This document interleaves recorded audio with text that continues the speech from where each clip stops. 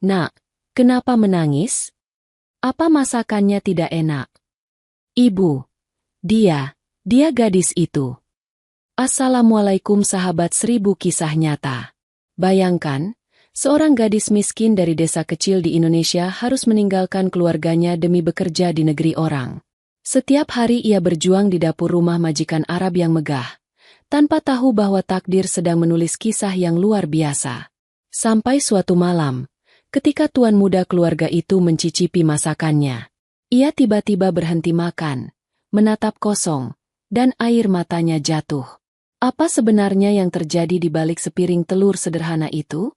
Sahabat semua, sebelum kita mulai ceritanya, mari semuanya untuk like, share, komen dari daerah mana kalian mendengarkan kisah ini, dan bagi pendengar pertama, selamat datang di channel 1000 Kisah Nyata. Jangan lupa subscribe channel ini, agar kamu tidak ketinggalan kisah-kisah penuh inspirasi yang menggetarkan hati lainnya. Kami doakan yang sudah like dan subscribe channel ini semoga rezekinya selalu mengalir deras, segala urusan selalu dipermudah, dan doanya semoga diijabah oleh Allah Subhanahu wa Ta'ala. Amin ya Rabbal Alamin. Jangan lupa juga tekan tombol loncengnya, agar kamu jadi orang pertama yang tahu saat video terbaru hadir. Sekarang mari kita mulai ceritanya. Bandara Arab sore itu ramai sekali. Suara roda koper bergesek di lantai, campur dengan panggilan pengumuman dalam bahasa asing. Di tengah keramaian itu, berdiri seorang gadis muda berhijab abu lembut. Wajahnya manis, kulitnya sawo matang, matanya menyimpan cemas yang dalam. Namanya Sylvia Ramadhani, 24 tahun. Ia datang dari sebuah desa kecil di Jawa Timur, meninggalkan keluarganya yang sederhana, demi mencari rezeki di negeri orang. Ia menarik napas panjang, memandang sekeliling yang serba asing. Di genggamannya ada paspor, selembar surat kontrak kerja, dan sepotong doa dari ibunya yang masih terngiang. "Sylvie, di sana kamu sendirian. Jangan lupa sholat. Jangan pernah berhenti bersyukur. Kalau capek, ingat ibu, ayah, dan adik-adikmu." Air matanya hampir jatuh, tapi ia cepat menyeka.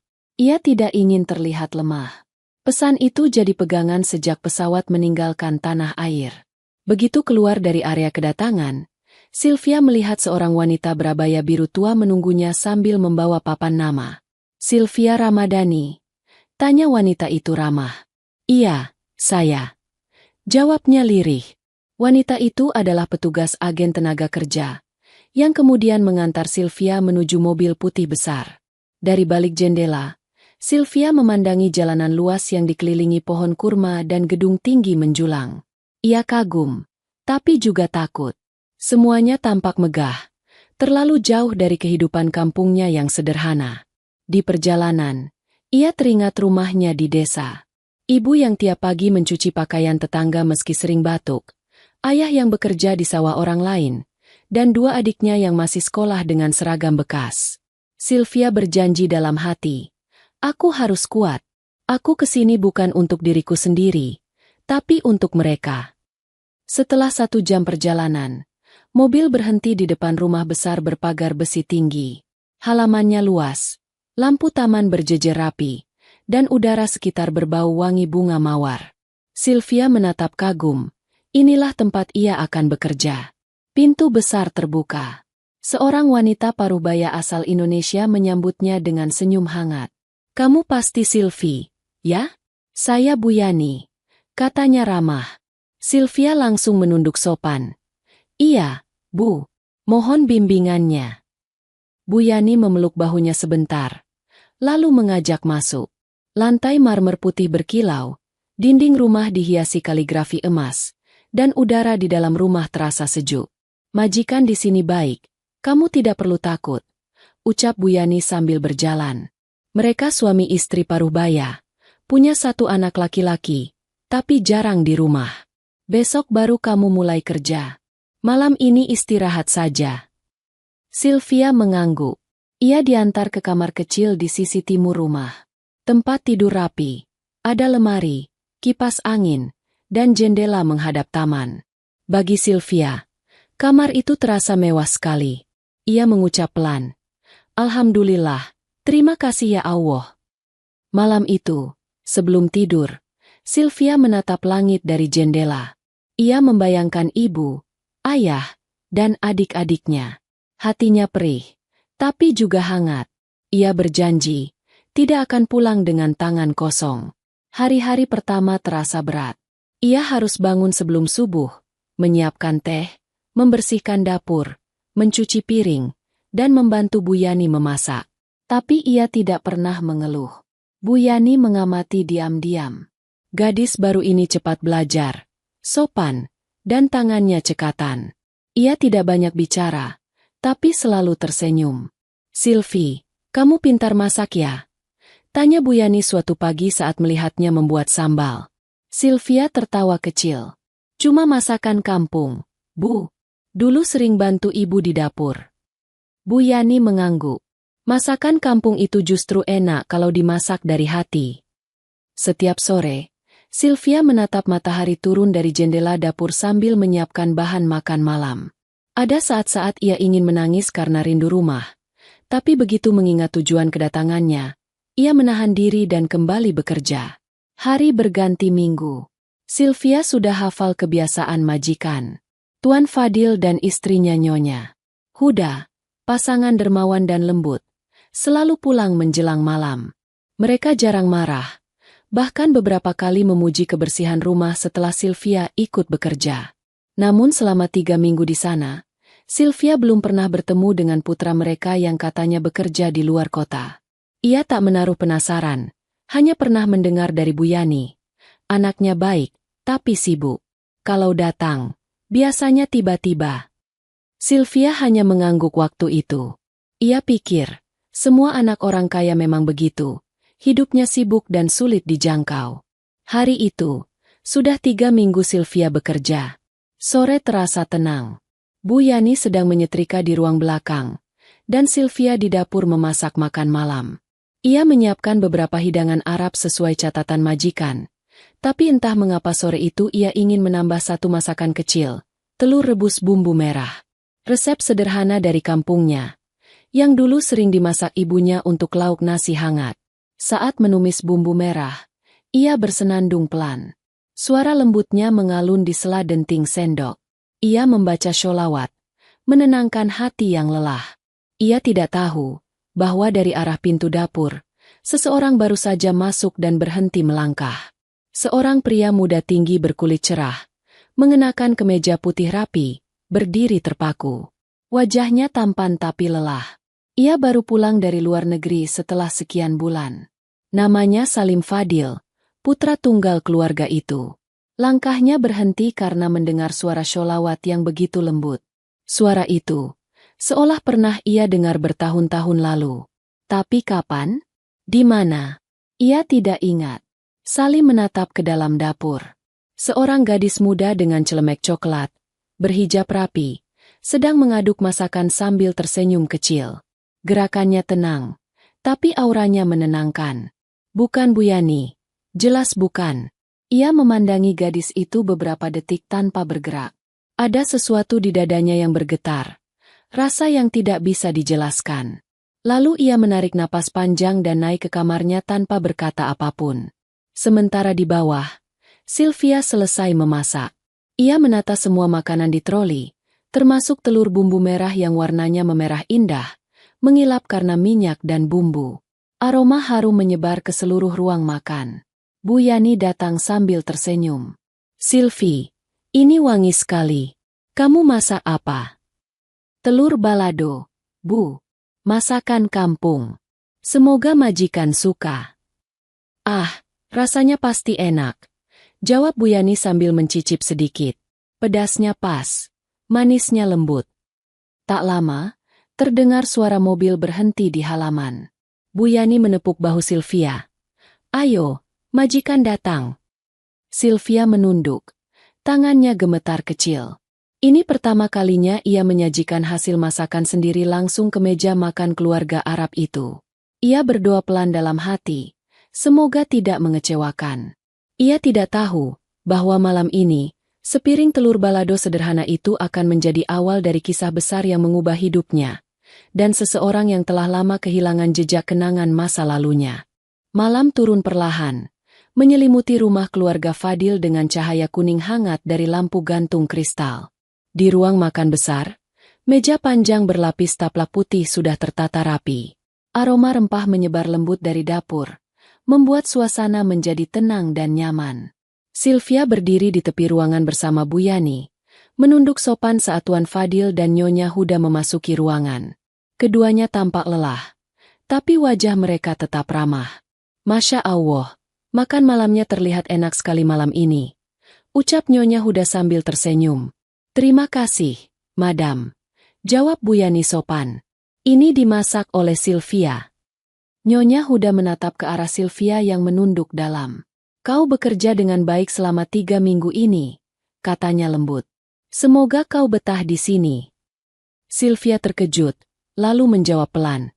Terima kasih, Madam. Saya akan bekerja sebaik mungkin. Keduanya lalu duduk di kursi tengah. Tidak lama kemudian, dari arah tangga, terdengar langkah kaki lelaki. Sylvia yang berjalan ingin kembali ke dapur menoleh sekilas, dan matanya membesar. Pria itu tinggi, berwibawa, mengenakan jubah putih panjang. Wajahnya tampan, tapi sorot matanya dingin dan dalam. Itulah pertama kalinya Sylvia melihat Tuan Muda Salim Fadil, putra satu-satunya keluarga itu. Salim menunduk sopan pada kedua orang tuanya.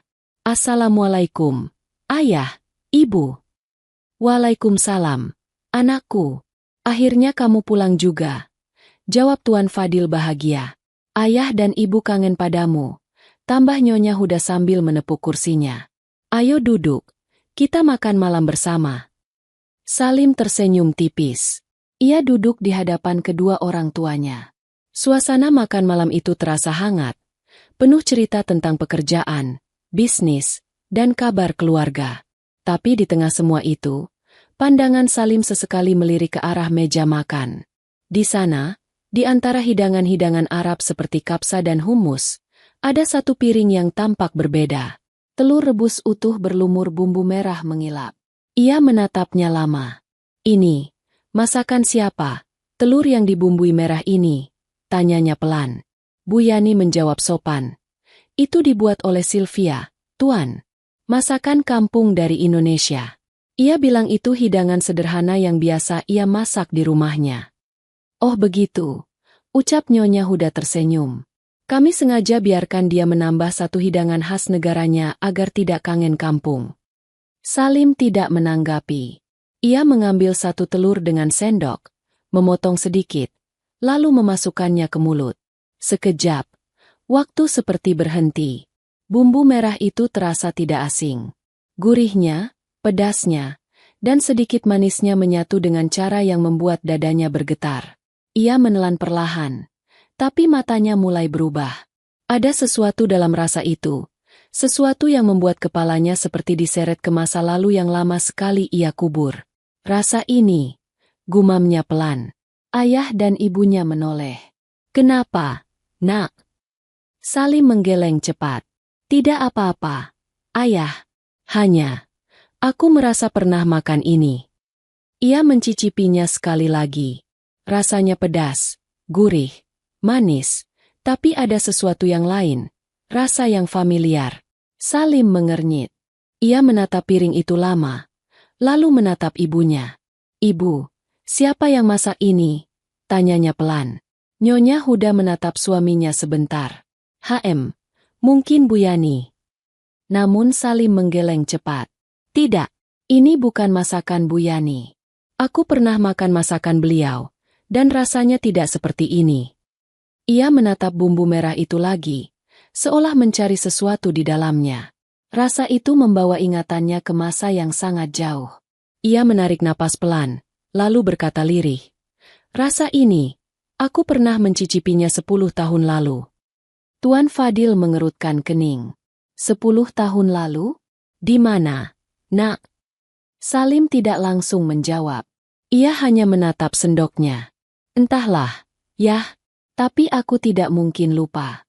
Rasa ini pernah menyelamatkanku. Ruangan mendadak hening. Hanya suara jam dinding yang berdetak. Kemudian Salim meletakkan sendoknya, menatap ibunya serius. Ibu, siapa yang masak ini? Bukan Bu Yani, kan? Nyonya Huda tampak berpikir sejenak. Oh, itu mungkin pembantu baru.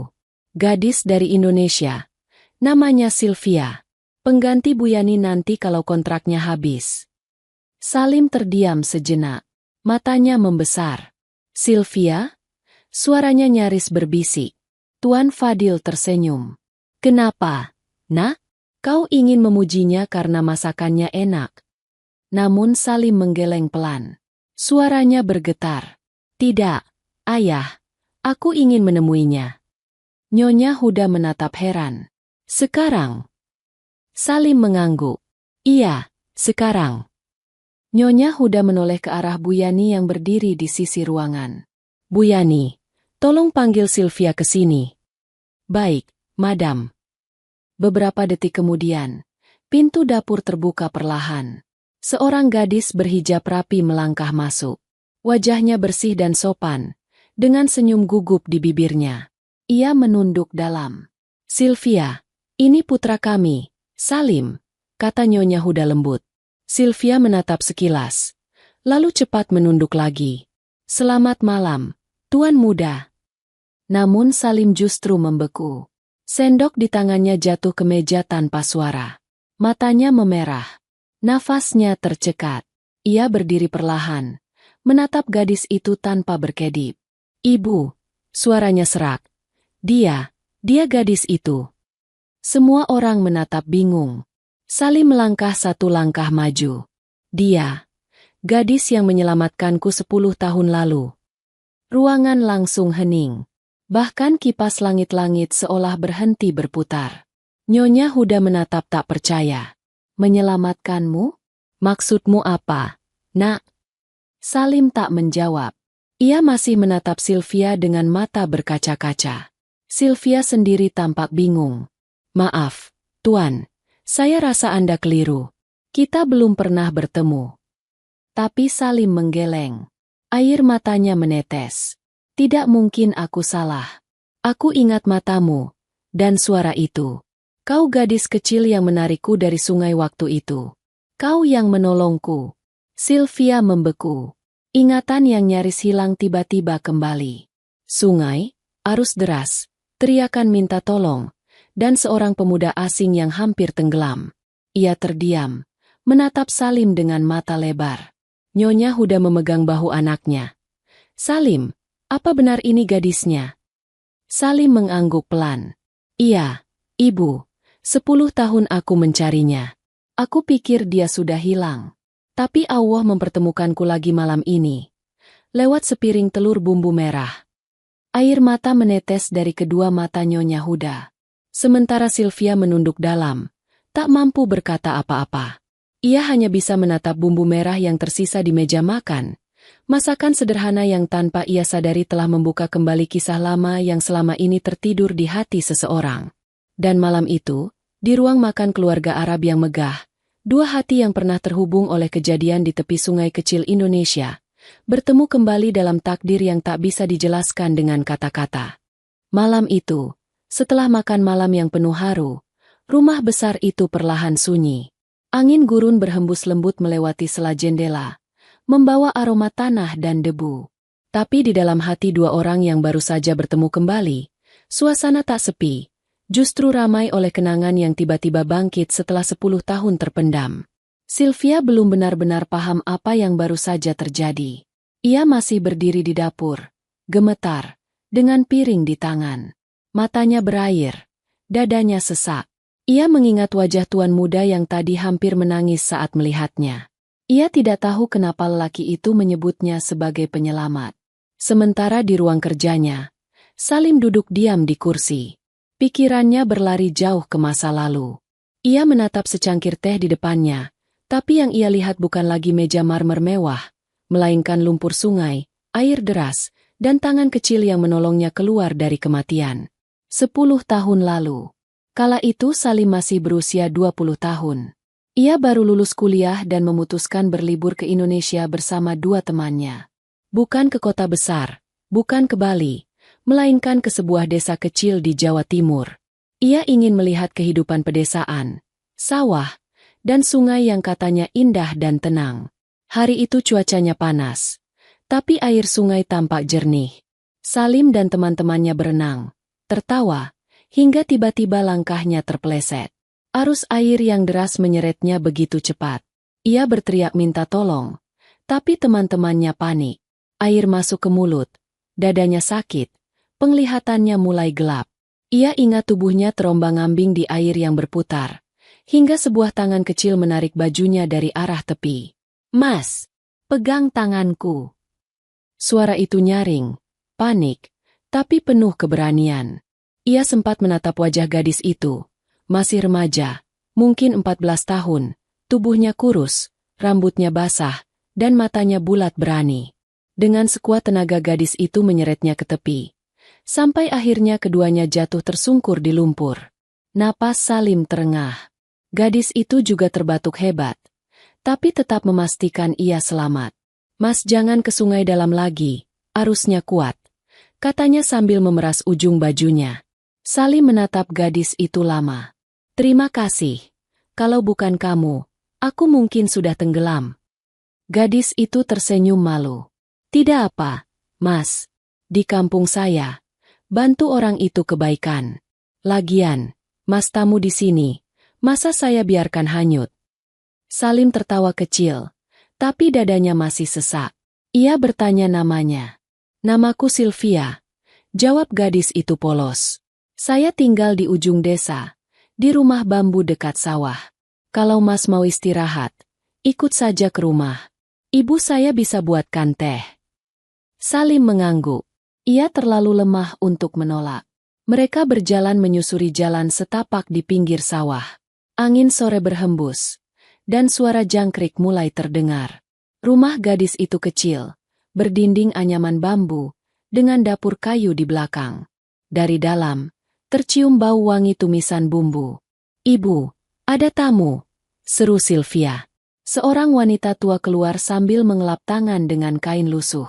"Astagfirullah, siapa ini, enduk?" "Dia orang luar, Bu. Tadi hampir tenggelam di sungai." Sylvie bantu tarik ke tepi. Ibu itu menatap Salim dengan cemas. "Ya Allah, kamu tidak apa?" Salim menggeleng pelan. "Tidak, Bu. Hanya sedikit lemas." Wanita itu tersenyum ramah, lalu mempersilakan Nyasi dan teman-temannya duduk di kursi kayu. "Sylvie, cepat ambil air hangat dan masakkan telur, ya." Sylvia berlari ke dapur, menyalakan tungku kayu. Ia mengambil 5 butir telur dari wadah bambu, merebusnya dengan sabar, lalu menumbuk bumbu merah di cobek batu. Bau cabai dan bawang menyebar di udara. Tangannya cekatan, wajahnya serius. Salim memperhatikan dari jauh. Gadis itu tampak sederhana, tapi cara memasaknya penuh kasih. Setelah selesai, Sylvia menaruh telur rebus berlumur bumbu merah di atas piring kecil, lalu membawanya ke depan. "Ini, Mas semua. Makan dulu. Cuma telur bumbu kampung." Salim tersenyum. "Kamu yang masak?" "Iya," jawabnya malu-malu. "Maaf kalau tidak enak. Bumbunya seadanya." Ia mencicipi. Dan di detik itu juga, Salim tak tahu kenapa rasanya seperti sesuatu yang menenangkan hati. Pedas, manis, tapi terasa hangat, seperti rasa rumah, padahal ia bukan di rumah. Ia menatap gadis kecil itu lama, dan dalam hatinya timbul rasa kagum yang aneh. "Enak sekali," katanya jujur. "Terima kasih." Sylvia tersenyum bangga, tapi hanya sebentar. Ia menatap piringnya. "Kalau suka, nanti saya buatin lagi. Tapi Mas jangan ke sungai dalam lagi ya. Bahaya." Sore itu berlalu pelan. Setelah tubuhnya agak kuat, Salim dan teman-temannya pamit. Ia berjanji akan datang lagi ke rumah itu esok pagi untuk mengucapkan terima kasih. Tapi ketika ia datang keesokan harinya, rumah bambu itu kosong. Tetangga bilang, keluarga kecil itu sudah pergi malam tadi ke kota, mencari pekerjaan. Tidak ada yang tahu kemana. Sejak hari itu, Salim tidak pernah lupa wajah gadis kecil yang menyelamatkannya. Bertahun-tahun ia mencari, bahkan saat kembali ke Indonesia beberapa kali, Ia selalu menyempatkan ke desa itu, berharap bisa menemukan rumah bambu tua itu lagi.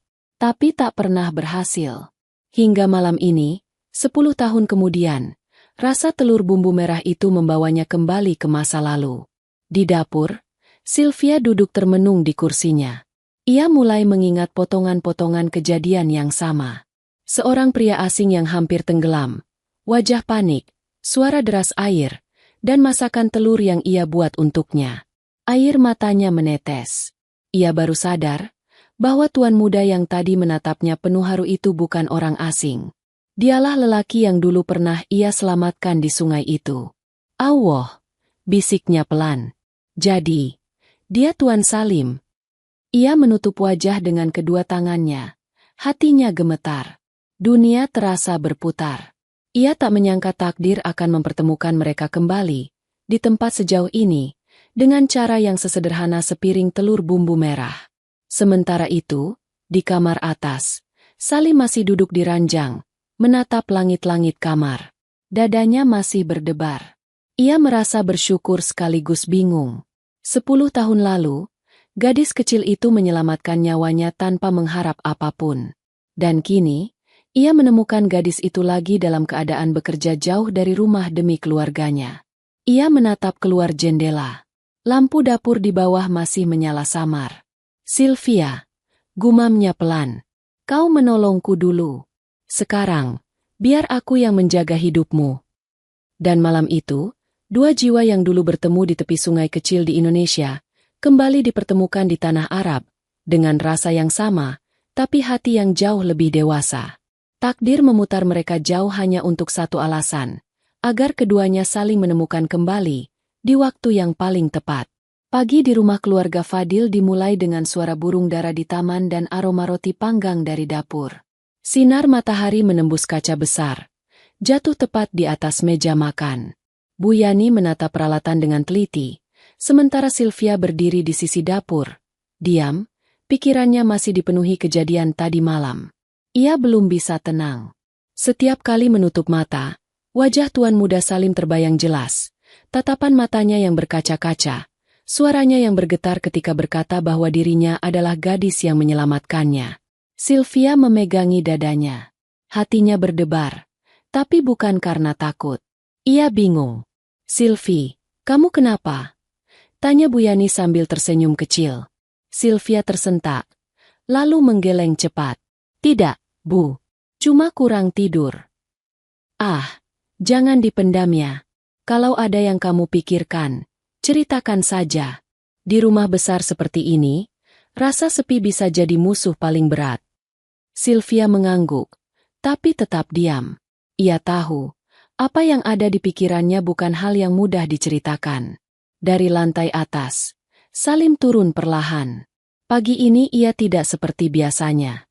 Tidak terburu-buru berangkat kerja, tidak sibuk dengan ponsel, hanya berjalan pelan sambil sesekali melirik ke arah dapur.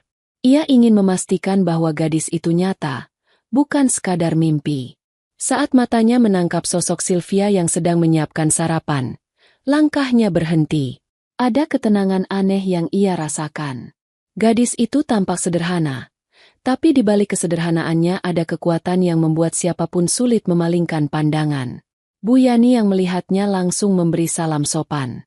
"Tuan muda, sarapan sudah siap." "Terima kasih, Bu Yani," jawabnya. Lalu matanya berpindah ke arah Sylvia.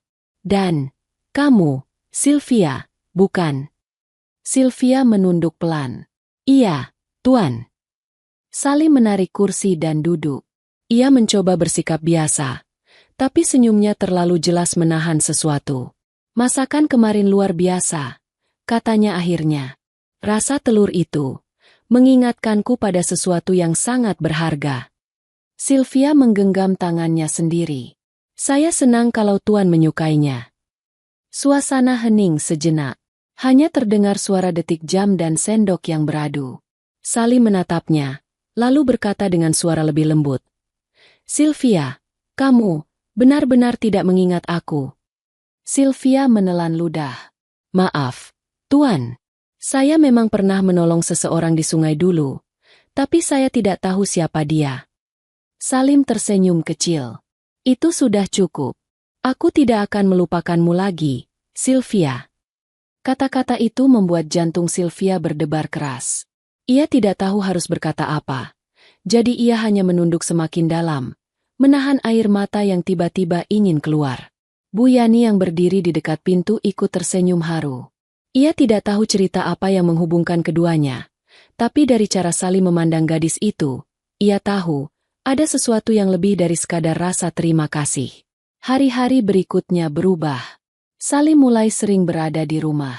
Ia duduk di taman, bekerja dengan laptop, kadang mengamati dari jauh bagaimana Sylvia bekerja. Tidak pernah ia menyangka bahwa gadis sederhana itu mampu membawa suasana baru ke rumahnya. Suatu sore, ketika matahari hampir turun, Salim melihat Sylvia sedang menyapu halaman belakang. Ia mendekat perlahan. Sylvia, panggilnya. Sylvia berhenti, menoleh cepat. Iya, Tuan. Kamu tidak perlu terlalu kaku memanggilku Tuan. Di sini, anggap saja aku, Salim. Sylvia tampak kaget. Tapi, Tuan. Salim tersenyum tipis. Aku bukan tuanmu, Sylvie. Kamu pernah menyelamatkan nyawaku. Kalau bukan karena kamu, mungkin aku tidak akan duduk di sini hari ini. Panggil saja aku Salim. Sylvia menunduk. Pipinya merona. Saya tidak berani, Tuan. Itu tidak sopan. Salim tertawa kecil. Kalau begitu, biarlah aku yang memanggilmu dengan cara yang lebih hangat. Ia menatapnya lama, lalu menambahkan, Sylvie. Nama itu keluar begitu lembut, seolah diucapkan dengan penuh rasa syukur. Sylvia tak sanggup menatap balik. Ada sesuatu di dalam dirinya yang perlahan berubah. Rasa nyaman yang tak pernah ia rasakan selama ini. Malam harinya, Salim duduk bersama orang tuanya di ruang keluarga. Tuan Fadil membaca koran. Nyonya Huda merajut syal. Tapi Salim tidak fokus pada apapun. Ibu, katanya pelan. Bolehkah aku tanya sesuatu? Nyonya Huda menoleh. Tentu. Nak, ada apa? Salim menatap lantai. Bagaimana kalau seseorang yang dulu pernah menyelamatkan hidup kita, ternyata kini bekerja di rumah ini? Tuan Fadil menurunkan koran. Maksudmu Sylvia? Salim mengangguk. Iya. Dialah gadis yang kutemui 10 tahun lalu di Indonesia. Aku ingin membantu keluarganya. Mereka hidup susah, Bu. Aku tahu dari caranya bicara dan dari bekas kasar di tangannya. Nyonya Huda tersenyum lembut. Kalau niatmu baik, tentu kami dukung, Nak. Tapi bantu dengan cara yang bijak. Jangan membuatnya merasa rendah. Salim mengangguk. Aku tahu, Bu. Aku ingin melakukannya dengan cara yang terhormat. Ia menatap langit malam lewat jendela kaca besar. Di luar sana, bintang bertaburan. Allah mempertemukan kami lagi, pasti untuk alasan besar. Gumamnya. Keesokan paginya, Sylvia baru selesai mencuci piring ketika Salim datang ke dapur membawa 2 cangkir teh. Aku buatkan untukmu 1, katanya ringan. Sylvia terkejut. Tuan, tidak usah repot. Saya. Salim menyodorkan cangkir itu. Tidak apa. Aku hanya ingin berterima kasih. Dulu kamu memberiku makan, sekarang biar gantian aku yang membalas kebaikanmu. Sylvia menerima teh itu dengan kedua tangan gemetar. Hangatnya meresap hingga ke hati. Mereka berdiri berhadapan, diam, tapi terasa begitu banyak kata yang tak terucap. Di luar, matahari mulai naik. Angin gurun menggerakkan tirai, membawa aroma manis teh dan ketenangan yang tak biasa. Sylvia menatap cangkir di tangannya, lalu memejamkan mata sebentar. Ia tahu, hatinya mulai bergetar. Tapi ia juga tahu, ia hanya seorang pekerja, dan lelaki di depannya adalah tuan muda bangsawan. Namun takdir kadang tidak peduli pada perbedaan. Kadang, ia hanya ingin mempertemukan dua hati yang tulus, dengan cara yang pelan, tapi pasti. Dan pagi itu, untuk pertama kalinya, rumah besar itu dipenuhi rasa yang baru, rasa terima kasih yang perlahan berubah menjadi kasih sayang. Angin gurun berhembus lembut melewati halaman rumah keluarga Fadil pagi itu. Matahari belum terlalu tinggi, tapi panasnya sudah mulai terasa di ubun-ubun. Di dapur, Sylvia sibuk menyiapkan makan siang. Ia tampak tenang, tapi matanya sembab. Sejak beberapa hari terakhir, ia sulit tidur. Setiap kali mencoba memejamkan mata, wajah Tuan Muda Salim selalu muncul, dengan tatapan yang sama, penuh rasa haru dan syukur. Namun di balik kedekatan yang mulai tumbuh, ada sesuatu yang membuat hatinya cemas. Ia tahu batasnya. Ia datang ke negeri ini untuk bekerja, bukan untuk berharap lebih dari majikannya. Ia sadar posisinya. Tapi semakin hari, setiap pertemuan dengan Salim justru membuat dadanya bergetar tanpa bisa ia kendalikan. Sementara itu, di ruang kerjanya yang luas, Salim duduk di depan meja kayu besar sambil menatap laptop. Namun bukan laporan bisnis yang ia baca, melainkan sebuah file kecil yang baru dikirim dari seseorang di Indonesia. Ia membuka pelan, lalu membaca surat elektronik itu dengan hati-hati. Isi surat itu datang dari seorang agen tenaga kerja di Surabaya. Salim sengaja meminta mereka mencari informasi tentang keluarga Sylvia, gadis yang pernah menyelamatkannya di sungai 10 tahun lalu. Ia ingin tahu bagaimana keadaan keluarganya sekarang. Baris demi baris surat itu membuat dadanya terasa berat. Keluarga Sylvia Ramadhani tinggal di sebuah desa kecil di Jawa Timur. Ayahnya bekerja serabutan, ibunya sering sakit-sakitan dan tidak mampu bekerja berat. Dua adiknya masih sekolah, sering menunggak biaya. Rumah mereka sudah hampir roboh, tapi mereka tetap bertahan. Sylvia adalah satu-satunya tumpuan keluarga. Salim menutup laptopnya perlahan. Matanya panas. Ia menatap jendela, melihat hamparan pasir luas di luar sana. Dalam diam, ia teringat kembali gadis itu. Betapa gigihnya ia bekerja, bahkan tanpa pernah mengeluh sedikit pun. Ia bergumam pelan, "Sylvie, kau tidak pantas menanggung beban sebesar itu sendirian." Siang itu, saat semua pekerja istirahat, Salim berjalan ke dapur. Sylvia sedang merapikan meja, tidak sadar kalau Tuan Muda datang. "Sylvie." Suara itu membuatnya tersentak. Ia menoleh cepat dan langsung menunduk. "Iya, Tuan." Salim tersenyum lembut. "Kau sibuk?" "Tidak, Tuan. Hanya membersihkan sisa makan tadi." Salim menatap tangannya yang penuh sabun, lalu berkata pelan, "Kau sudah berapa lama tidak pulang ke Indonesia?" Sylvia terdiam sejenak, lalu tertawa. "Baru 2 bulan lebih, Tuan. Kontrak saya 2 tahun. Dan bagaimana kau menghubungi keluarga?" Sylvia menggeleng. "Hanya lewat surat, atau pesan dari agen. Tapi, belakangan ini, tidak ada kabar lagi. Saya hanya berharap mereka baik-baik saja." Nada suaranya turun di akhir kalimat, dan Salim melihat matanya mulai berkaca-kaca. "Kau rindu?" tanya Salim pelan. Sylvia tersenyum tipis. "Sangat, Tuan. Tapi saya tidak boleh lemah. Saya datang ke sini untuk mereka." Salim menarik napas panjang. Ia ingin mengatakan bahwa ia tahu segalanya tentang keadaan keluarganya, tapi ia menahan diri. Ia tahu Sylvia bukan tipe yang mau dikasihani. Ia justru takut melukai harga dirinya. "Kalau suatu hari nanti kamu pulang," kata Salim lembut, "apa hal pertama yang ingin kamu lakukan?" Sylvia menunduk sambil tersenyum kecil. "Saya ingin memeluk ibu, lalu memperbaiki atap rumah kami yang bocor. Dan mungkin, membuatkan telur balado untuk keluarga. Itu masakan kesukaan mereka." Salim ikut tersenyum. Masakan telur bumbu merah yang sama seperti malam itu. Sylvia tertawa pelan. "Iya, Tuan. Mungkin rasanya tidak seberapa, tapi setiap kali saya memasaknya, saya merasa seperti sedang di rumah." Salim menatapnya lama.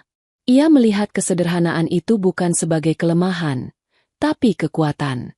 Ia tahu, gadis ini memiliki hati yang luar biasa. Ia ingin menolongnya, tapi belum tahu bagaimana caranya agar tidak menyinggung perasaannya. Sore menjelang malam, matahari merunduk di balik gedung-gedung tinggi. Rumah besar itu mulai tenang. Sylvia duduk di dekat jendela kecil kamarnya sambil membaca surat dari rumah yang baru datang melalui pos. Surat itu sudah agak lecek, ditulis dengan tulisan tangan ibunya. "Nak, jangan khawatirkan ibu. Ibu masih kuat, walau batuk makin sering. Adik-adikmu rajin sekolah.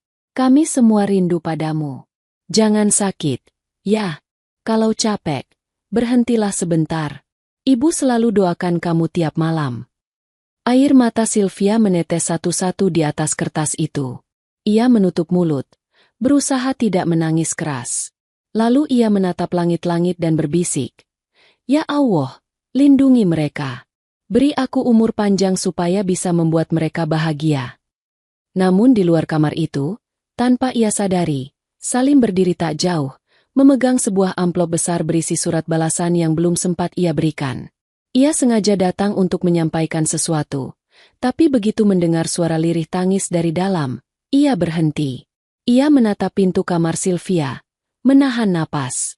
Dalam genggamannya, ada surat yang ia tulis sendiri, permohonan untuk membantu keluarga Sylvia secara resmi, agar bisa merenovasi rumah mereka tanpa menyinggung harga diri gadis itu. Namun malam itu, ia tak sanggup mengetuk pintu. Ia hanya berdiri, mendengarkan isak pelan yang terdengar jujur. "Sylvie," bisiknya lirih, "kau tak perlu tahu sekarang. Tapi aku janji, keluargamu akan baik-baik saja." Ia melangkah pergi pelan, menatap surat di tangannya. Di ujung amplop itu tertulis nama, kepada keluarga Sylvia Ramadhani, Desa Mojosari, Jawa Timur. Dan di bawahnya, tanda tangan Salim Fadil, lelaki yang kini bertekad membalas kebaikan kecil yang dulu menyelamatkan hidupnya. Malam semakin larut. Sylvia akhirnya tertidur dengan mata sembab. Di meja kecil di samping ranjangnya, surat dari ibunya masih terbuka. Sementara di ruang kerjanya, Salim menatap layar laptop, menulis pesan kepada stafnya di Indonesia. "Kirimkan bantuan untuk keluarga Ramadhani. Tapi jangan sebutkan nama saya. Katakan saja itu dari seorang teman lama." Lalu ia menutup laptopnya, bersandar, dan menatap langit di luar jendela. Dalam hatinya, ia berbisik, "Allah, terima kasih sudah mempertemukanku lagi dengannya. Kali ini, biar aku yang menjaga orang yang dulu menolong hidupku." Dan di malam sunyi itu, di antara cahaya lampu kota yang jauh, dua hati yang sama-sama tulus berdoa, untuk keluarga, untuk masa depan, dan untuk rasa yang mulai tumbuh di antara mereka tanpa perlu diucapkan. Beberapa minggu berlalu sejak malam penuh air mata itu. Rumah besar keluarga Fadil kembali berjalan seperti biasa. Tapi ada sesuatu yang berubah di dalamnya. Salim kini lebih sering berada di rumah, lebih sering tersenyum, dan tak jarang diam-diam memandangi dapur dari jauh. Sementara Sylvia, meski tetap bekerja keras, kini lebih sering melamun di sela-sela pekerjaannya. Ada perasaan aneh yang tumbuh di hatinya, hangat, tapi juga menakutkan. Namun jauh di tanah air, di sebuah desa kecil di Jawa Timur, perubahan yang lebih besar sedang terjadi. Pagi itu, udara desa lembab oleh embun. Burung pipit beterbangan di atas sawah, dan matahari mulai memanjat perlahan di balik pohon kelapa. Di rumah reot berdinding bambu, seorang wanita tua baru saja terbangun dari tidurnya yang singkat. Namanya Sukarsih, ibu dari Sylvia. Batuknya masih belum sembuh, tapi pagi ini ia merasa aneh. Ada suara kendaraan berhenti di depan rumahnya. "Ibu, ada orang datang," teriak adik bungsu Sylvia dari halaman. Sukarsih keluar dengan langkah pelan. Di depan rumah berdiri dua orang pria dengan kemeja rapi. Salah satunya memegang map coklat. Satunya lagi membawa surat dan selembar kertas bertuliskan stempel resmi. "Permisi, Bu. Apakah benar ini rumah keluarga Sylvia Ramadhani?" "Iya, betul, Nak," jawab Sukarsih dengan suara serak. "Ada apa ya?" Pria itu tersenyum. "Kami datang untuk menyerahkan bantuan pembangunan rumah. Ini bantuan dari seorang donatur," katanya teman lama keluarga ini. Sukarsih langsung menatap mereka dengan mata melebar. "Donatur? Teman lama? Siapa, Nak?" "Maaf, Bu. Nama beliau tidak ingin disebutkan," jawab pria itu sopan. "Tapi ini suratnya." Ia menyerahkan amplop putih. Sukarsih membukanya perlahan, dan di dalamnya hanya ada selembar kertas dengan tulisan tangan rapi. Untuk Ibu Sukarsih dan keluarga. Semoga rumah ini bisa menjadi tempat yang nyaman dan penuh keberkahan. Jangan berhenti berdoa, karena Allah mendengar semuanya. Air mata langsung menetes di pipi wanita tua itu. Ia menatap sekeliling rumahnya yang hampir roboh. Atapnya bocor, dinding bambu sudah miring. Sementara kedua adik Sylvia keluar, menatap bingung melihat truk yang membawa bahan bangunan berhenti di depan rumah. "Bu, ini semua buat kita?" tanya adik bungsunya polos. Sukarsih mengangguk perlahan sambil menutup mulut menahan tangis. "Iya, Nak, buat kita. Tapi ibu tidak tahu dari siapa."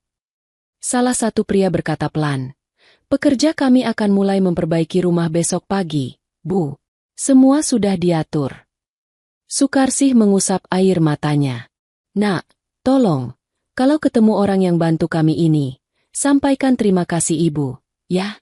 Semoga Allah membalas kebaikannya." Pria itu mengangguk hormat, lalu pamit pergi. Saat mobil mereka menjauh, Sukarsih memandang ke langit dengan dada bergetar. Ia tahu, bantuan ini bukan kebetulan. "Ibu yakin ini pasti karena doamu, Sylvie," bisiknya sambil memeluk kedua anaknya. Beberapa hari kemudian, Sylvia duduk di teras belakang rumah majikannya, menulis surat balasan untuk ibunya. Angin sore berhembus lembut, menggoyangkan dedaunan zaitun di taman. Bu Yani lewat sambil membawa cucian, lalu berhenti sejenak. "Sylvie, kamu kelihatan senang hari ini. Ada kabar baik dari rumah?" Sylvia tersenyum, wajahnya bersinar. "Iya, Bu. Ibu saya menulis surat. Katanya rumah kami diperbaiki oleh seseorang yang tidak dikenal. Ada orang datang, bilang bantu dari donatur. Saya sampai gemetar bacanya, Bu." Bu Yani ikut terharu. "Masya Allah, benar-benar rezeki dari langit." "Iya, Bu. Ibu bilang atap rumah sudah diganti, dinding bambu diperkuat. Semua tanpa diminta." "Allah Maha Baik, Sylvie," ujar Bu Yani sambil menyentuh bahunya. "Mungkin ini jawaban dari doa-doamu." Sylvia menunduk. Air matanya menetes pelan. "Saya tidak berhenti berdoa, Bu. Tapi saya tidak menyangka doanya dijawab secepat itu." Dari kejauhan, Salim berdiri di balkon lantai 2. Ia melihat dua sosok itu berbincang, dan tanpa sadar tersenyum kecil. Angin membawa sebagian suara mereka, tapi ia sudah tahu apa yang sedang dibicarakan. Ia tahu surat dari ibunya sudah sampai. Ia tahu rumah itu kini berdiri tegak kembali. Tapi ia tak ingin gadis itu tahu siapa di balik semua itu. Ia ingin Sylvia merasa bahwa semua datang dari kebaikan Allah, bukan dari belas kasihan manusia. Namun diam-diam, hatinya mulai goyah. Setiap kali melihat senyum gadis itu, ia merasa bersyukur. Tapi di sisi lain, ia juga takut. Takut perasaan itu tumbuh menjadi sesuatu yang tak seharusnya. Malam harinya, Salim duduk di ruang kerjanya sendirian. Ia memandangi foto lama di ponselnya. Foto dirinya bersama teman-teman ketika berlibur ke Indonesia 10 tahun lalu. Di tepi foto itu, samar-samar tampak sosok gadis kecil yang berdiri di pinggir sungai. "Sylvie," gumamnya pelan. "Dulu kamu menolongku tanpa tahu siapa aku. Sekarang biar aku membalasnya tanpa membuatmu tahu siapa yang menolong." Ia menutup ponselnya, lalu menatap langit malam dari balik jendela kaca besar. "Allah, jagalah dia. Gadis itu terlalu baik untuk dunia yang kejam ini." Sementara itu, di kamarnya, Sylvia menulis surat balasan untuk ibunya. Tangannya bergetar saat menulis. "Ibu, terima kasih sudah menulis surat. Sylvie senang mendengar rumah kita diperbaiki." Sylvie tidak tahu siapa orang baik itu, tapi Sylvie yakin, itu karena doa ibu yang tulus. Sylvie di sini sehat, majikan baik, dan semua pekerja ramah. Doakan Sylvie kuat sampai kontrak habis, supaya bisa segera pulang. Ia menutup surat itu, meniup tinta yang belum kering, lalu melipatnya dengan hati-hati. Sebelum tidur, ia menatap langit dari jendela kamarnya dan berbisik, "Ya Allah, siapapun orang baik itu, berkahilah dia." Mungkin dia tak tahu betapa besar pertolongannya untuk keluarga kami. Dan malam itu, di dua tempat berbeda, satu di negeri asing, satu di desa kecil Indonesia, dua hati berdoa dalam diam yang sama. Doa yang dipenuhi rasa syukur, keikhlasan, dan rasa yang tak terucap, tapi tumbuh semakin kuat di setiap harinya. Tanpa mereka sadari, takdir sedang menyiapkan pertemuan yang lebih besar, bukan sekadar untuk mengenang masa lalu, tapi untuk menyatukan dua jalan hidup yang kini mulai saling mencari. Pagi di rumah besar keluarga Fadil berjalan seperti biasa, tapi entah kenapa suasananya terasa berbeda. Udara lebih hangat, cahaya matahari terasa lembut, dan senyum di wajah Sylvia tampak tak seperti biasanya. Bu Yani yang memperhatikannya sejak tadi hanya bisa menggeleng pelan. "Sylvie, kamu kenapa?" Dari tadi senyum terus, seperti orang yang dapat kabar gembira. Sylvia tertawa kecil.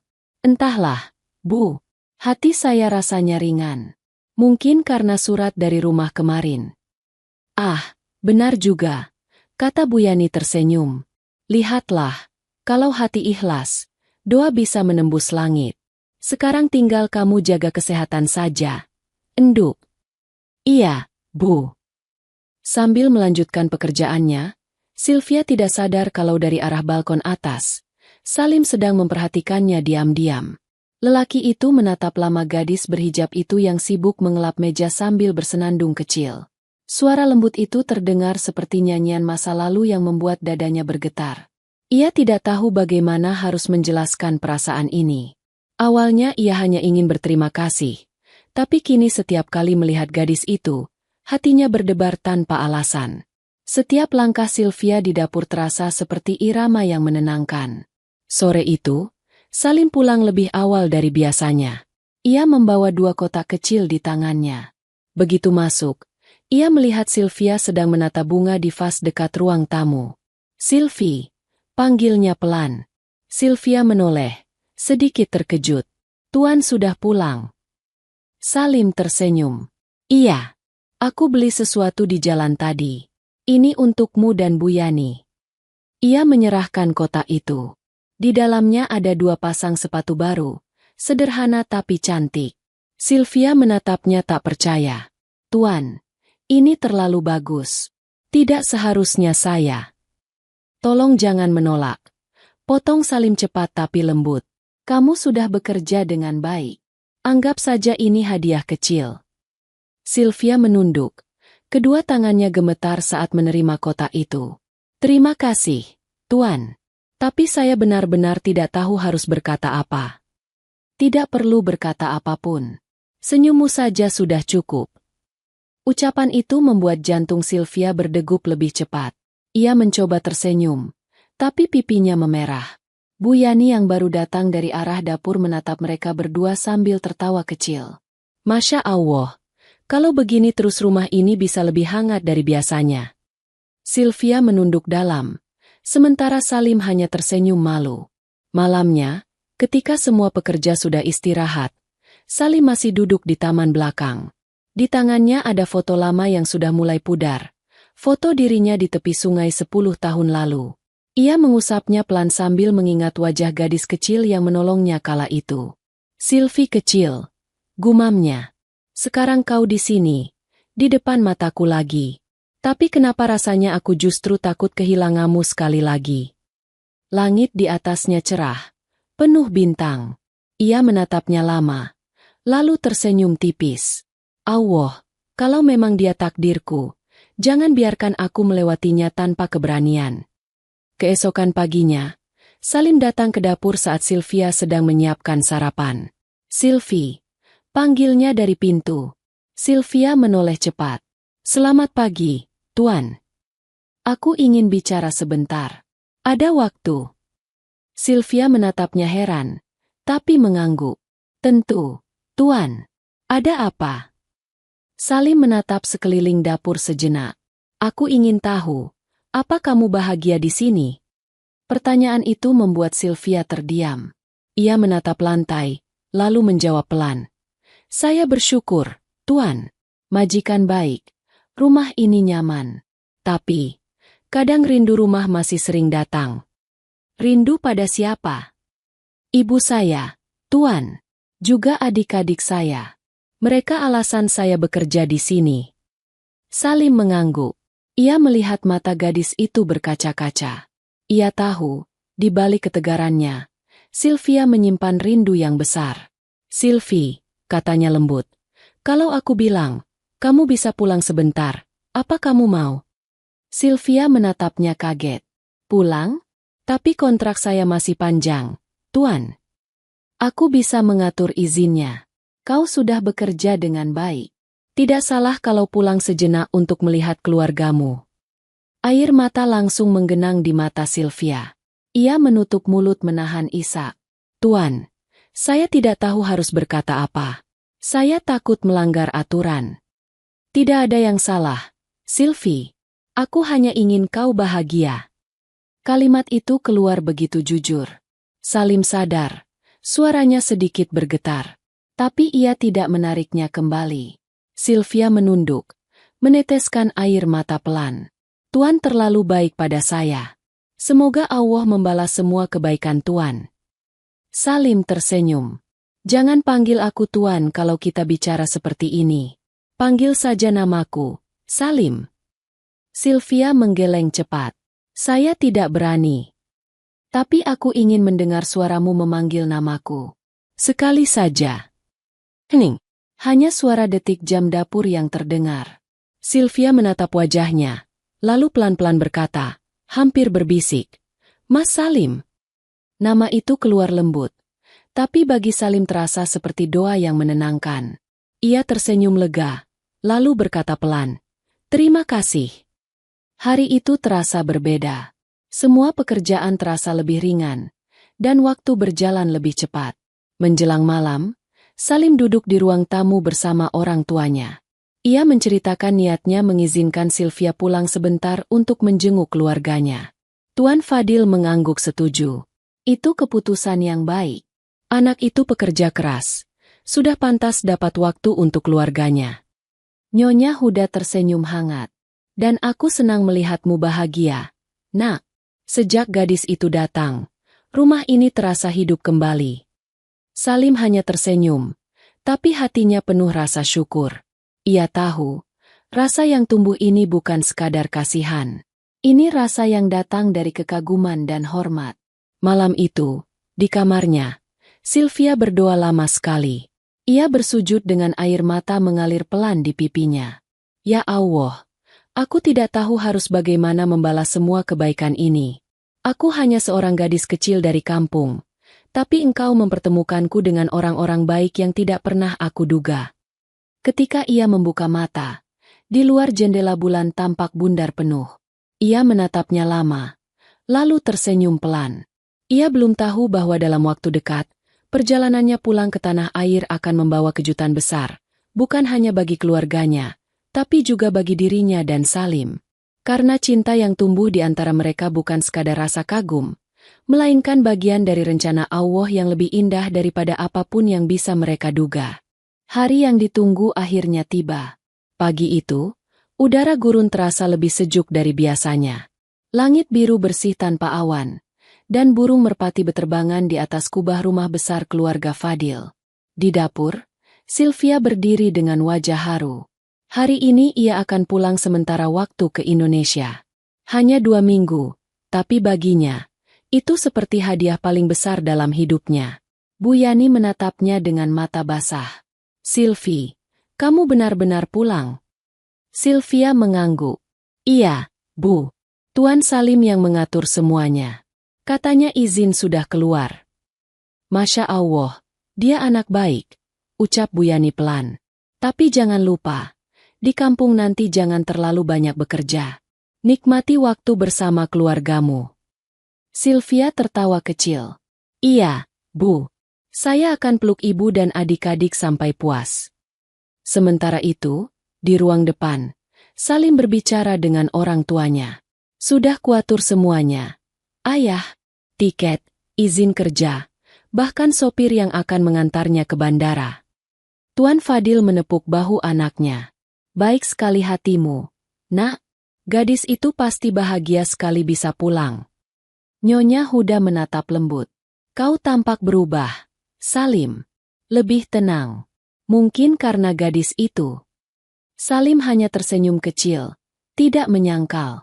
Dia mengajarkanku arti sederhana dari rasa syukur. Ibu, kadang orang miskin justru punya hati paling kaya. Beberapa jam kemudian, mobil hitam keluarga itu berhenti di depan rumah. Sylvia berdiri di halaman, menatap sekeliling untuk terakhir kalinya. Ia tak menyangka tempat yang dulu asing kini terasa seperti rumah kedua. Salim berjalan menghampiri sambil membawa koper kecil. Sudah siap? Sylvia mengangguk pelan. Sudah, Tuan. Salim tersenyum lembut. Kau masih memanggilku Tuan. Sylvia menunduk malu. Saya belum terbiasa, Tuan Mas Salim. Salim tertawa kecil, lalu membuka pintu mobil. Ayo, nanti terlambat. Saat mobil melaju di jalan utama kota, keduanya terdiam lama. Hanya suara angin dan gemuruh kendaraan lain yang terdengar. Sylvia menatap keluar jendela, melihat hamparan padang pasir yang luas. Tuan terima kasih, katanya pelan. Untuk apa? Untuk semua kebaikan ini. Saya tidak tahu bagaimana harus membalasnya. Salim menoleh, menatap wajahnya. Kau sudah membalasnya, Sylvie. 10 tahun lalu, kamu menyelamatkan nyawaku. Apa yang kulakukan sekarang hanyalah sebagian kecil dari apa yang kamu lakukan dulu. Sylvia menatapnya dalam. Tapi saya tidak pernah mengharapkan balasan, Tuan. Salim tersenyum. Justru itu yang membuatmu berbeda. Mereka kembali diam. Tapi di antara diam itu, ada sesuatu yang tak terucap. Rasa yang sama-sama mereka simpan, takut bila kata-kata justru merusaknya. Setibanya di bandara, Sylvia menatap sekeliling dengan mata berkilat. Ini kali pertama ia melihat tempat itu bukan untuk datang bekerja, tapi untuk pulang membawa kabar bahagia. Salim membantunya membawa koper, lalu menyerahkan paspor dan tiket. Sylvie, katanya pelan, aku tidak bisa ikut sampai ke Indonesia, tapi seseorang akan menjemputmu di bandara nanti. Aku sudah atur semuanya. Sylvia menatapnya bingung. Menjemput? Siapa, Tuan?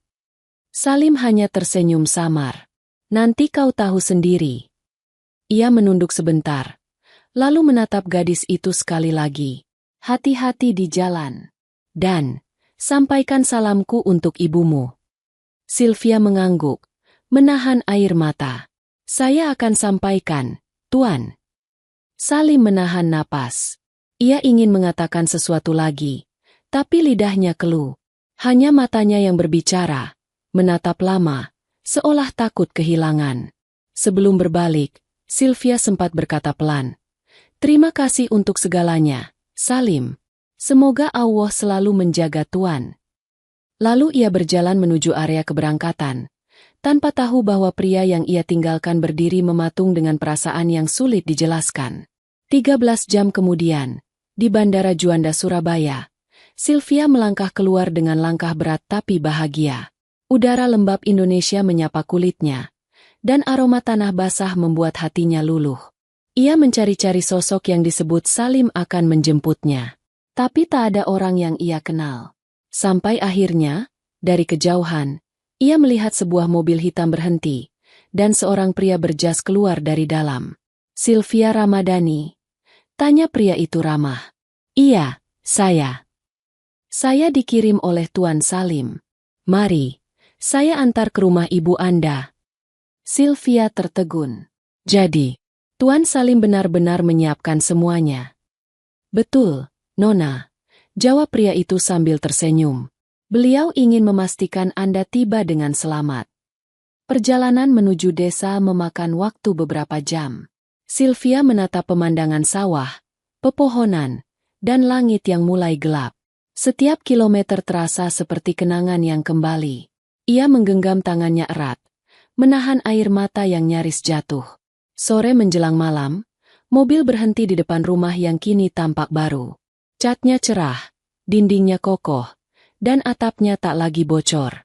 Sylvia berdiri di depan pagar dengan tubuh bergetar. Ibu, bisiknya pelan. Pintu rumah terbuka, dan seorang wanita tua berlari keluar sambil memegangi dadanya. "Sylvie, anakku, kau pulang juga," enduk. Tangis pecah di udara. Sylvia memeluk ibunya erat, seolah tak ingin melepaskan lagi. "Ibu, maaf, lama sekali Sylvie tidak pulang." "Ibu tidak marah, Nak. Ibu sudah cukup bahagia bisa melihatmu lagi." Kedua adiknya keluar, memeluknya bergantian sambil menangis. Suara ayam berkokok di kejauhan, angin sore membawa bau sawah, dan air mata mereka jatuh bersamaan, bukan karena sedih, tapi karena bahagia. Sylvia menatap rumah itu, lalu berbisik di telinga ibunya. "Ibu, siapa yang memperbaiki rumah kita?" Sukarsih menggeleng pelan. "Ibu tidak tahu," enduk. "Katanya dari donatur. Orangnya tidak mau disebut." Sylvia menatap langit. Hatinya bergetar. Ia tahu, hanya satu orang yang mungkin melakukan itu. "Mas Salim." Bisiknya nyaris tak terdengar. Ia tersenyum. Air matanya jatuh lagi. Dalam hati, ia berdoa, "Ya Allah, jagalah dia, yang menolong keluarga kami tanpa mengharapkan apapun." Dan malam itu, di langit dua negara yang berbeda, dua hati berdoa dalam waktu yang hampir bersamaan. Satu di tanah air, satu di negeri gurun, tapi keduanya memohon hal yang sama. Semoga rasa yang tumbuh di antara mereka tetap dijaga oleh Allah, meski jarak membentang sejauh apapun. Pagi pertama di kampung terasa seperti mimpi bagi Sylvia. Udara lembab bercampur aroma tanah basah menyapa wajahnya ketika membuka jendela. Suara ayam berkokok dari kejauhan, daun pisang bergoyang diterpa angin, dan sinar matahari pagi menembus dinding bambu rumahnya yang kini tampak baru. Ia menarik napas dalam. Udara ini, suara ini, semua terasa seperti pelukan dari masa kecil yang lama ia rindukan. "Ibu, aku sudah di rumah lagi," gumamnya pelan sambil tersenyum. Di dapur, ibunya sudah menjerang air di atas tungku tanah. Sukarsih menatap putrinya yang sedang menyapu halaman. "Enduk, kau masih seperti dulu. Rajin sekali. Padahal kau baru pulang semalam." Sylvia tertawa kecil. "Kalau tidak bekerja, rasanya malah aneh, Bu." Ibunya mendekat, menepuk bahunya lembut. "Yang penting sekarang, kau istirahat. Ibu sudah bahagia melihatmu pulang. Kau makin dewasa." Enduk. Sylvia menunduk, menahan haru. Kalau bukan karena Allah dan orang-orang baik, mungkin Sylvie belum bisa pulang, Bu. Sukarsih mengangguk. "Ibu tahu, semua ini pasti karena kebaikan seseorang. Tapi siapapun dia, semoga Allah membalasnya berlipat." Menjelang siang, Sylvia membuka koper yang ia bawa dari Arab. Ia ingin mengeluarkan oleh-oleh untuk keluarga. Ada beberapa baju, syal, dan permen khas Timur Tengah. Tapi di antara lipatan bajunya, ada sebuah amplop putih tanpa nama. Ia menatapnya bingung. Apa ini? Tangan Sylvia gemetar saat membuka amplop itu. Di dalamnya ada selembar surat beraroma lembut. Tulisan tangan itu jelas milik Salim. Ia mengenali goresannya dari catatan yang pernah dilihat di meja kerja sang tuan muda. Dengan hati berdebar, ia mulai membaca. "Sylvie, jika kau membaca surat ini, berarti kau sudah tiba di rumah dengan selamat. Aku sengaja tidak memberitahumu sebelumnya, karena aku ingin kau merasakan kejutan kecil dari doa-doa yang selama ini kau panjatkan. Rumahmu, keluargamu, dan kehidupan kecilmu di sana adalah hal yang sering kupikirkan sejak pertama kali tahu tentang perjuanganmu. Kau tidak pernah mengeluh, bahkan ketika hidupmu sulit. Itulah yang membuatku belajar banyak. Jangan anggap semua ini sebagai balas budi, Sylvie. Aku hanya ingin kau tahu bahwa kebaikan kecil yang kau berikan di masa lalu telah menyelamatkan bukan hanya hidupku, tapi juga hatiku. Nikmatilah waktu bersama keluargamu. Setelah 2 minggu, aku akan menjemputmu kembali ke Arab. Salim." Surat itu bergetar di tangannya. Air matanya langsung jatuh, menetes di atas tinta yang mulai melebar. Sylvia menutup mulutnya, menahan isak yang tak bisa lagi dibendung. Ia tak menyangka, lelaki itu menyimpan perasaan sedalam ini. "Ibu, Panggilnya pelan sambil berjalan keluar kamar. Sukarsih yang sedang menjemur pakaian menoleh. Kenapa? Enduk. Sylvia memeluk ibunya erat. Tangisnya pecah. Ibu, ternyata orang yang bantu kita itu Tuan Salim. Dialah orang baik itu. Sukarsih terdiam. Air matanya ikut menetes. Masya Allah. Nak, betapa baik hatinya anak itu. Ibu tidak tahu harus berkata apa. Sylvia menggenggam tangan ibunya. Ibu, Tuan Salim bukan hanya orang baik. Dia orang yang dulu pernah kutolong di sungai, 10 tahun lalu. Aku baru tahu setelah bekerja di rumahnya. Sukarsih menatap putrinya dengan wajah terkejut. Astagfirullah. Jadi begitu jalannya Allah mempertemukan kalian. Sylvia mengangguk. Iya, Bu. Dan sekarang, dia bilang akan menjemputku nanti. Ibu dan anak itu saling berpelukan dalam haru yang tak bisa dijelaskan dengan kata-kata. Di luar rumah, suara anak-anak desa bermain terdengar samar. Angin membawa harum bunga melati dari kebun belakang, seolah ikut merayakan rahasia indah yang baru saja terungkap. Malamnya, Sylvia duduk sendirian di teras. Bulan purnama menggantung di langit, memantulkan cahaya ke sawah yang menguning. Ia menatap ke atas dengan mata lembut. Mas Salim, bisiknya. Aku tidak tahu apakah aku pantas untuk semua kebaikan ini. Tapi aku berjanji, aku tidak akan melupakan apapun yang telah kau lakukan. Ia menatap surat itu sekali lagi. Setiap kalimat terasa seperti detak hati yang tulus. Dalam keheningan malam, ia teringat bagaimana Salim menatapnya di bandara, bagaimana suara lembutnya memanggil namanya. Entah kenapa, untuk pertama kalinya dalam hidup, Sylvia berani berdoa untuk dirinya sendiri. Ya Allah, jika memang perasaan ini bukan sekadar rasa syukur, maka jagalah hati kami berdua. Jangan biarkan salah satunya pergi tanpa yang lain. Sementara itu, jauh di negeri gurun, Salim duduk di balkon rumahnya, menatap bulan yang sama. Di tangannya ada salinan surat yang sama persis dengan yang kini dibaca Sylvia. Ia tersenyum kecil, membayangkan ekspresi gadis itu ketika membacanya. Kalau saja aku bisa melihat wajahmu saat kau menemukan surat itu, Sylvie, katanya pelan. Tuan Fadil datang menghampiri, membawa 2 gelas teh. Kau kelihatan bahagia, Nak. Sudah lama ayah tak melihatmu tersenyum seperti ini. Salim menerima teh itu sambil menunduk sopan. Aku hanya bersyukur.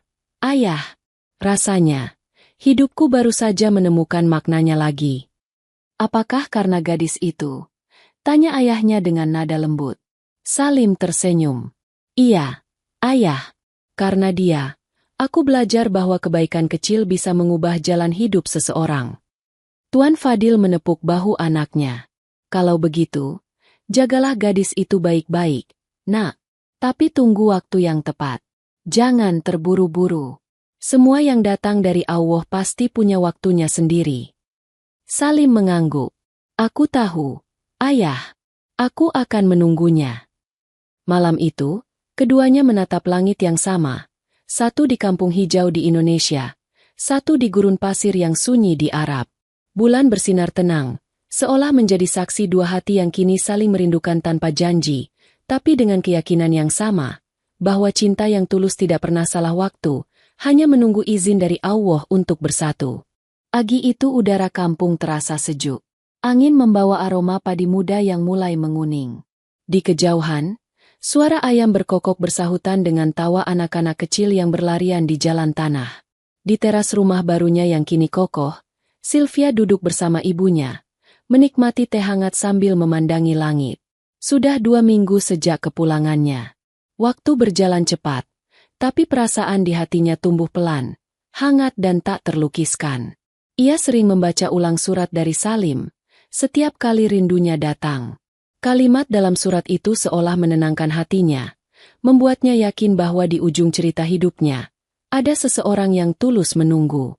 Ibu, katanya pelan, 2 minggu rasanya seperti 2 hari. Nanti aku harus kembali ke Arab lagi. Sukarsih menatapnya lembut. Kalau memang sudah waktumu kembali, pergilah, enduk. Tapi ingat, jangan cuma bekerja untuk uang. Pulanglah lagi nanti untuk membawa kebahagiaanmu sendiri. Sylvia tersenyum. Ibu selalu bisa bicara yang menenangkan hati. Ia menatap sawah di depan rumah. Bu, kalau nanti hidupku berubah, aku ingin ibu ada di sisiku. Sukarsih memegang tangannya erat. Ibu akan selalu ada.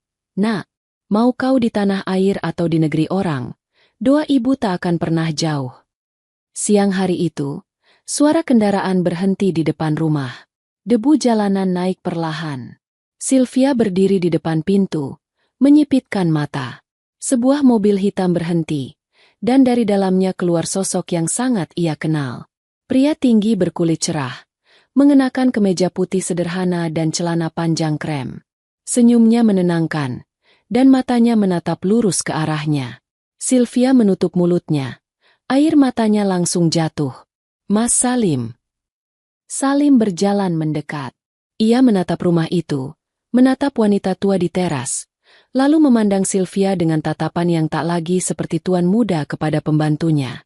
Assalamualaikum, ucapnya pelan.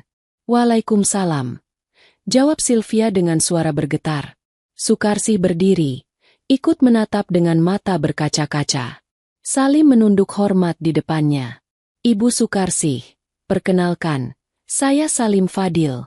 Maaf baru bisa datang. Terima kasih sudah membesarkan putri sebaik Sylvia. Sukarsih mengusap air matanya. Nak Salim, kami yang harus berterima kasih. Kau menolong kami tanpa pamrih. Ibu tidak tahu harus berkata apa. Salim tersenyum. Saya hanya melakukan hal yang seharusnya. Dulu, putri ibu sudah menyelamatkan hidup saya. Semua ini belum seberapa dibanding kebaikannya. Sylvia menunduk. Tuan, jangan bicara begitu. Saya hanya melakukan yang saya bisa. Salim menatapnya dengan lembut. Dan itu sudah mengubah segalanya. Sylvie. Sore itu, mereka duduk di halaman belakang rumah, ditemani langit jingga dan suara jangkrik dari kebun. Salim memandangi pemandangan desa dengan mata yang teduh.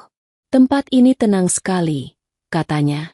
Jauh dari hiruk-pikuk kota, tapi rasanya lebih hidup. Sylvia tersenyum. Ini rumah kecil kami, tapi penuh kenangan. Salim menatapnya.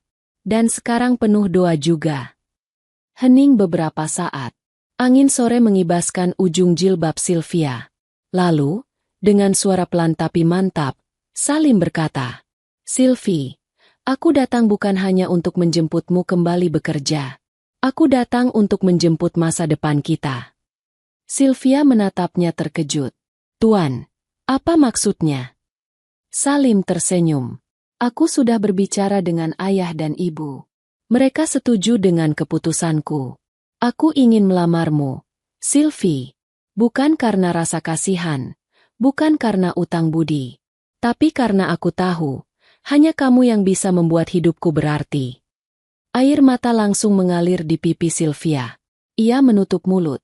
Tubuhnya gemetar. Tuan, saya ini siapa? Hanya gadis desa, tidak berpendidikan tinggi. Salim mendekat, menatap matanya dalam. Dan justru itu yang membuatku menghargaimu. Aku tidak butuh wanita yang sempurna. Sylvie, aku hanya ingin seseorang yang tulus, seperti kamu. Sukarsih yang mendengar dari teras ikut menangis haru. Ia berdoa dalam hati, Ya Allah, jika ini memang takdir anakku, maka berkahilah setiap langkah mereka. Sylvia menunduk lama. Tangannya menggenggam ujung jilbabnya erat. Mas Salim, katanya pelan, untuk pertama kalinya memanggil nama itu tanpa ragu. Kalau ini benar dari Allah, maka saya tidak punya alasan untuk menolak. Salim tersenyum, menahan emosi yang mulai naik di dadanya. Ia meraih tangan Sylvia dengan sopan. Terima kasih. Aku janji, aku akan membuatmu bahagia, bukan dengan harta, tapi dengan hati. Sore itu berubah menjadi senja yang tak terlupakan. Langit oranye keemasan. Cahaya matahari jatuh di wajah mereka yang penuh air mata dan senyum. Warga desa yang melintas sempat berhenti melihat pemandangan indah itu. Seorang gadis sederhana berdiri di halaman rumahnya, dilamar oleh pria asing berwibawa dengan mata yang memancarkan ketulusan. Beberapa minggu kemudian, mereka melangsungkan akad sederhana di masjid kecil dekat sawah. Tidak ada pesta besar, hanya doa yang tulus dari orang-orang kampung yang dulu mengenal Sylvia sebagai gadis miskin yang gigih. Kini, semua mata melihatnya sebagai wanita terhormat yang membawa bukti bahwa ketulusan tidak pernah sia-sia. Dan di hari itu, ketika Salim mengucapkan ijab kabul dengan suara tenang, air mata bahagia mengalir di wajah Sukarsih. Allah, Engkau maha baik, bisiknya. Engkau angkat derajat anakku dengan cara yang tak pernah kami sangka. Sylvia berdiri di samping suaminya, menatap wajah lelaki yang dulu hampir ia selamatkan dari maut. Ia tak percaya bahwa tangan yang dulu ia tarik dari sungai, kini menggenggam tangannya di pelaminan. Dalam hatinya, ia berbisik, Allah, inilah takdir MU yang paling indah. Engkau memutar waktu 10 tahun hanya untuk mempertemukan kami kembali di jalan cinta yang kau berkahi. Beberapa bulan kemudian, pasangan itu kembali ke Arab. Tapi kali ini, Sylvia bukan lagi pembantu rumah tangga. Ia adalah istri dari Salim Fadil, wanita yang kini berjalan di samping, bukan di belakang. Setiap kali mereka duduk di ruang makan besar keluarga itu, Salim selalu tersenyum ketika melihat sepiring telur bumbu merah di meja. Makanan sederhana yang dulu menyatukan dua dunia, gadis desa miskin dan anak majikan kaya. Setiap suapan mengingatkan mereka bahwa cinta tidak datang dari kemewahan, tapi dari hati yang bersih dan doa yang tulus. Dan di malam-malam tenang di negeri gurun itu, mereka berdua sering duduk di balkon, menatap langit, sambil berbisik bersama. Allah, terima kasih, karena Engkau menulis kisah ini dengan tangan MU sendiri. Cerita selesai. Sahabat semuanya, dari kisah ini kita belajar bahwa kebaikan sekecil apapun tidak pernah hilang dari catatan waktu. Sylvie menolong seseorang tanpa berharap apapun, dan 10 tahun kemudian, kebaikan itu kembali padanya dalam bentuk yang tak pernah ia bayangkan. Karena setiap doa, setiap amal tulus, selalu punya jalan pulang. Jangan lelah berbuat baik, sebab Allah menyiapkan kejutan yang indah untuk setiap hati yang ikhlas. Semoga kisah ini menguatkan langkah kita semua. Sahabat semua, jika cerita ini menyentuh hati kalian, jangan lupa tekan like, share ke teman-teman, dan tinggalkan komentar tentang pelajaran apa yang kalian ambil dari kisah ini. Dan tentu saja, subscribe channel ini agar tidak ketinggalan kisah penuh hikmah berikutnya.